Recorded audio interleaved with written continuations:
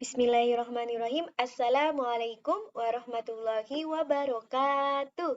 Bagaimana kabarnya kakak soleh-soleha? Semoga kakak semua selalu dalam keadaan sehat ya. Amin. Alhamdulillah hari ini kita masih belajar pelajaran tematik. Ya walaupun belajar masih daring, semoga tidak mengurangi rasa semangat belajar kakak di rumah ya. Oke, langsung saja. Hari ini kita akan belajar tematik 3A, subtema 1, pembelajaran 5 dan 6, masih tentang ciri-ciri makhluk hidup. Nah, langsung saja kakak buka buku paketnya, halaman 24. Sebelumnya kakak sudah belajar ya beberapa ciri-ciri makhluk hidup, yaitu membutuhkan makanan, bergerak, berkembang biak, tumbuh dan berkembang. Dan sekarang ciri-ciri makhluk hidup adalah bernafas. Nah, jadi setiap makhluk hidup itu bernafas. Kenapa bernafas? Karena tanpa bernafas makhluk hidup akan mengalami kematian. Nah, sekarang apa itu bernafas? Adalah menghirup gas oksigen dari udara dan mengeluarkan gas karbon dioksida. Nah, kakak, alat pernapasan setiap makhluk hidup berbeda-beda ya, seperti manusia. Bernafas menggunakan paru-paru. Hewan bernafas dengan menggunakan bermacam-macam. Ada yang menggunakan paru-paru, contohnya kuda, hiu, paus, dan sebagainya. Ada juga yang menggunakan insang, contohnya ikan, dan ada juga yang menggunakan trakea, contohnya serangga. Tumbuhan pun juga bernafas ya Kak. Nah, pernapasannya melalui apa? Yaitu melalui mulut daun atau yang disebut stomata dan pori-pori kulit batang yang disebut lentisel. Nah, semoga kakak paham ya. Masih di halaman 24, diajarkan ayo pahami dan jawab. Nah, di sini ada beberapa pertanyaan. Mari kita jawab sama-sama ya. Nanti jawabannya kakak salin di buku paket kakak ya.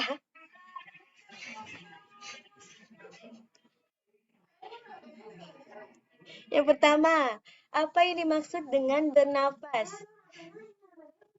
Adalah meniup gas oksigen dan udara dan mengeluarkan gas karbon dioksida. Yang kedua, apa akibatnya jika makhluk hidup tidak bernafas? Apa? Ya, dapat mengalami kematian. Yang ketiga, tulislah alat pernafasan manusia, yaitu manusia bernafas dengan menggunakan paru-paru. Yang keempat, tulislah beberapa alat pernapasan hewan, yaitu ada paru-paru, insang, dan trakea. Dan yang terakhir atau yang kelima, jelaskan cara tumbuhan bernafas, yaitu melalui mulut daun atau stomata dan pori-pori kulit batang, lentisel. Ya, kakak salin ya di buku paket kakak ya. Oke, sekarang kita lanjut ke halaman 27. Nah, di sini ada bacaan teks tentang penjumlahan bilangan ribuan. Nah, perhatikan cara penjumlahan dengan bersusun pendek sebagai berikut. Nah, di sini kita akan menghitung penjumlahan bersusun. Contohnya, 1653 ditambah 2241 sama dengan titik-titik. Nah, jadi kalau kita ngitung pakai tangan kan kebanyakan ya, dan tangan kita pun tidak cukup. Nah, maka kita menggunakan cara penjumlahan bersusun. Nah, sekarang susun dalam bentuk 1653 ini ditaruh di atas, ditambah 2241 ditaruh di sini.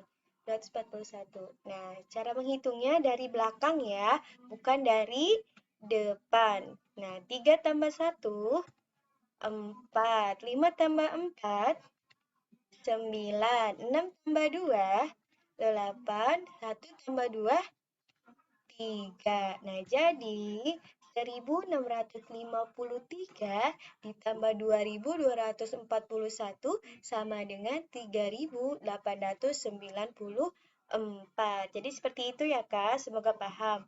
Nah, bagaimana jika contoh soalnya itu bentuknya cerita? Ya, kita sama-sama ya. Pak Abdul memiliki peternakan ayam. Ayamnya diternakan dalam 2 kandang besar. Setiap bulan, Pak Abdul mendapatkan hasil telur dalam jumlah ribuan. Dalam 1 bulan kandang pertama menghasilkan 3.324 butir telur. Kandang kedua menghasilkan 5.572 butir telur. Berapakah jumlah seluruh telur yang dihasilkan peternakan ayam Pak Abdul selama 1 bulan? Oke, sama-sama kita selesaikan ya. Yang pertama, Pak Abdul ini mempunyai ayam ternak yaitu 2 kandang besar. 2 kandang pertama menghasilkan 3.324 butir telur. Sedangkan kandang kedua menghasilkan 5.572 telur. Nah, sekarang kita jumlahkan ya. Udah kakak sudah ngerti ya. Sekarang kita susun penjumlahan susun. Kita hitung dari belakang. 5 tambah 2, 4 tambah 2, 6. 2 tambah 7, 9. Maaf, ini 9 ya, Kak. 3 tambah 5, 8. 3 tambah 5, 8. Nah, jadi jumlah seluruh telur selama sebulan adalah 8.896. Semoga kakak paham ya. Oke. Sekarang kita lanjut ke halaman 29. Nah, ciri-ciri makhluk hidup dan benda mati. Nah, makhluk hidup memiliki ciri-ciri yang membedakan dengan benda mati. Nah, ciri-ciri tersebut adalah sebagai berikut. Makhluk hidup.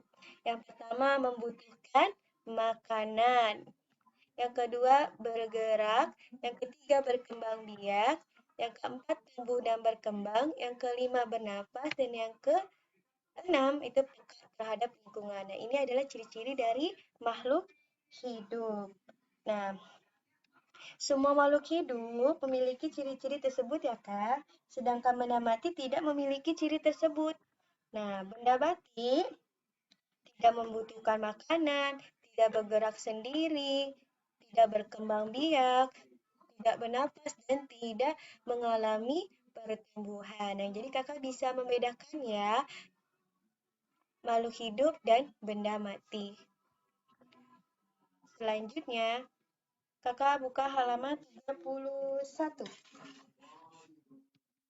Nah, di sini diajarkan Ayo membaca, ada bacaan teks tentang memelihara hewan peliharaan.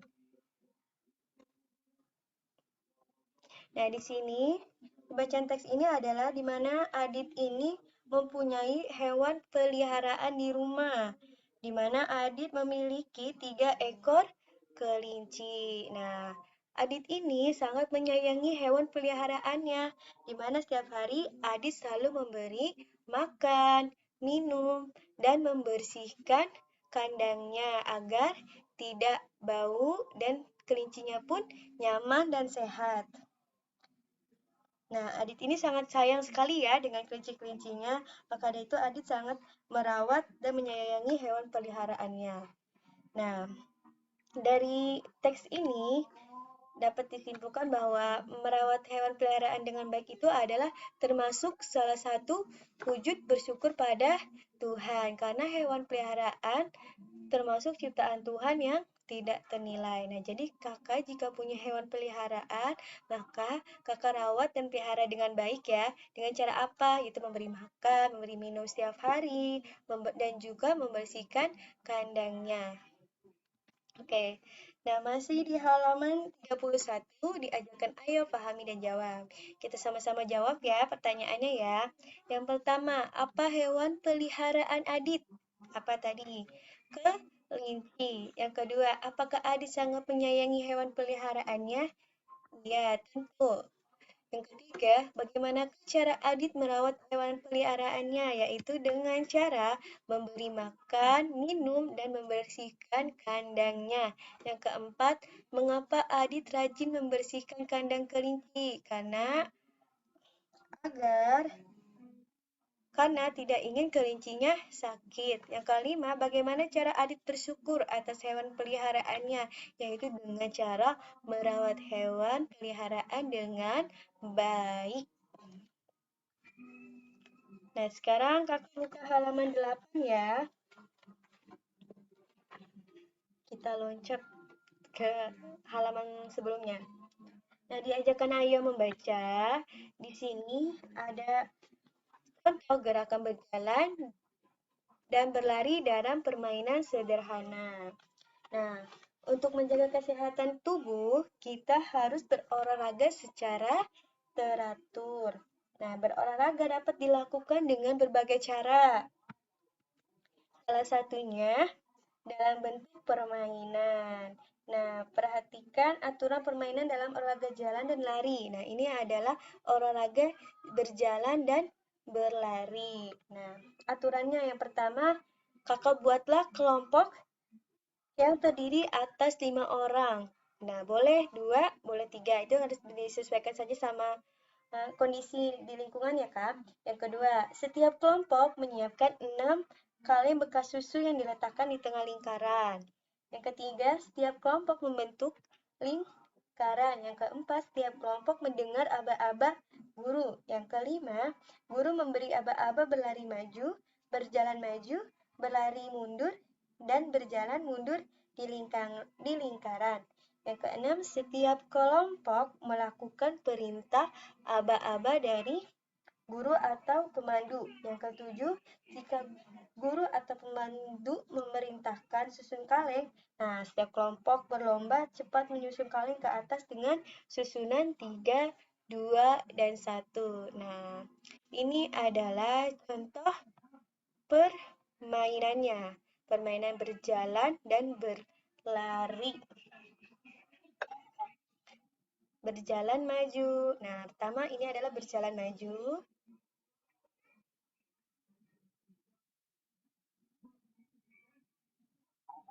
Berjalan mundur.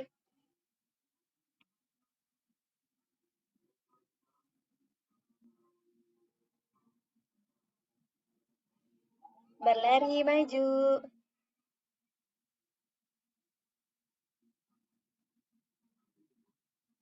Berlari mundur.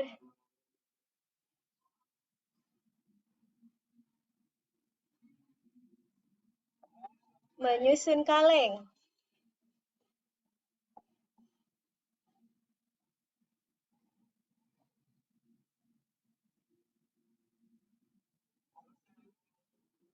Ya, itu adalah contoh permainan berjalan dan berlari. Itu contoh permainan sederhana ya. Nah, kakak bisa nih praktekkan di rumah bersama teman-teman kakak. Oke, Alhamdulillah. Untuk pelajaran tematik hari ini dicukupkan saja ya. Semoga berkah dan bermanfaat untuk kita semua.